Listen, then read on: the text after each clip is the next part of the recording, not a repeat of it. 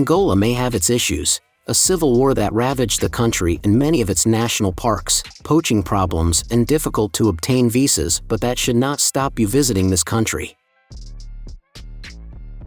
It is, after all, the largest country in Africa and has plenty to offer. From nature at its most spectacular with springboks, lions, elephants, and gorillas, to forgotten but beautiful buildings from the Portuguese colonization here. Today we share the top 10 best things to do in Angola so you can plan a trip and experience all the exciting attractions and activities this beautiful city has to offer. Starting with number 10, Luanda. The capital of Angola is full of stark contrasts. The beautiful Atlantic Ocean views are disrupted by busy ships, and the high-rise modern-looking buildings are contrasted by lean-to huts built to accommodate people in the rapidly expanding city. Overpopulation is apparent in other ways too, namely the insane morning traffic and the stink that regularly trouble the city. At number 9 is the Kissama National Park. Only a 70 kilometers ride south from Luanda is the Parque Nacional de Kissama, a wildlife sanctuary that has utilized stunning natural settings to protect and preserve many African species. The park began life as a nature reserve in 1938 and subsequently evolved into a national park in 1957. During the Civil War years, the park was neglected and fell victim to poaching, but its population of buffalo, elephants, and even sea turtles are now going strong.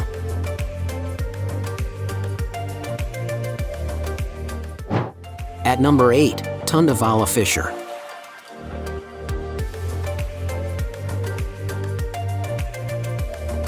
The Tunda Vala Fissure is one of the most spectacular natural sights in Angola.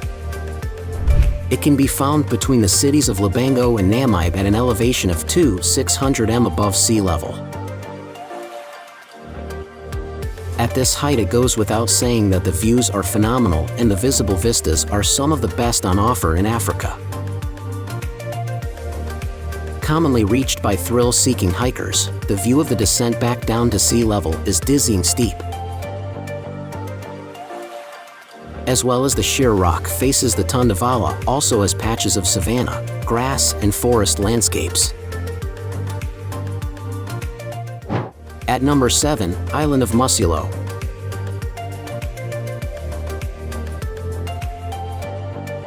If you think the island of Luanda blessed Luanda, wait until you hear about Mussulo. In the southern outskirts of Luanda, Mussulo is a 30 kilometers long tongue of land/sand. The water is even warmer than in the rest of Angola and without waves, creating a vast lagoon-like environment in the sea.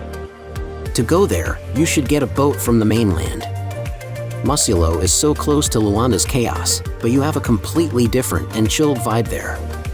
If you are visiting Luanda, you must come here. At number 6 in our list, Dala Waterfalls.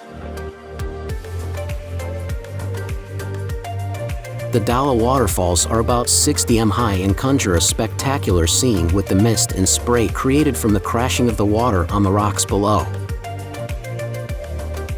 The waterfalls can be comfortably viewed from a bridge near the base of the falls, or, for those who truly love the scene, a hotel is built only 50 m away from the waterfalls. The waterfalls, also referred to as the Chiombe River Falls, should not be confused with the Kasengo Falls, which are smaller but situated in the same area of Angola.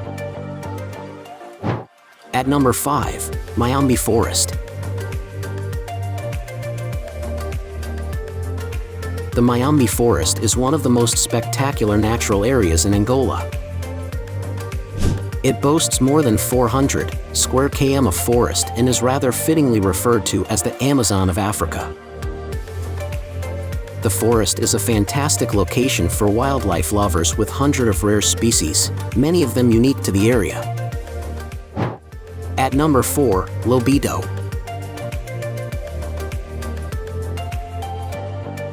The port and town of Lobito is situated within Benguela and is both an important part of the export and the tourist economy. The port and coastline here are popular with anglers trying to land a whopping giant tarpon which can weigh up to 200 pounds.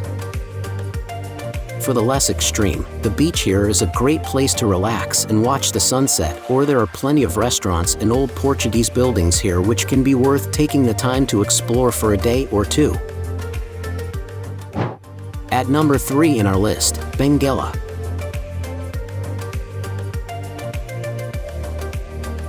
The city of Benguela in western Angola is situated on a bay of the same name and is an important tourist destination for the country. The early economy of the city was established on mining and then the slave trade to Cuba and Brazil. Tourism is actively promoted in the city and an international railway is located nearby. The main attractions of the city are its beautiful oceanside location coupled with the breathtaking Portuguese architecture. At number 2, Iona National Park. The largest national park in Angola, the Iona National Park is situated in the most southwesterly point of the country.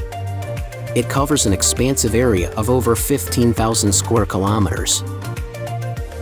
Although the national parks were hit hard by illegal animal poaching during the Civil War, efforts to replace and restore the wildlife in the park are underway.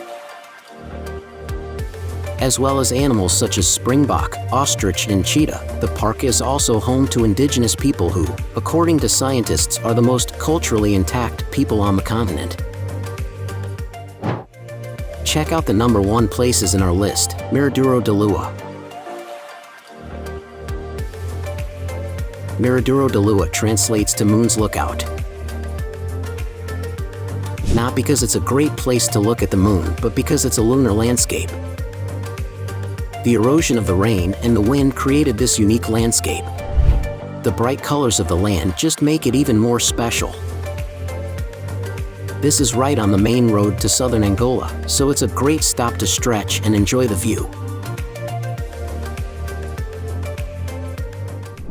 Now it's time to hear from you. What's your favorite things to do in Angola?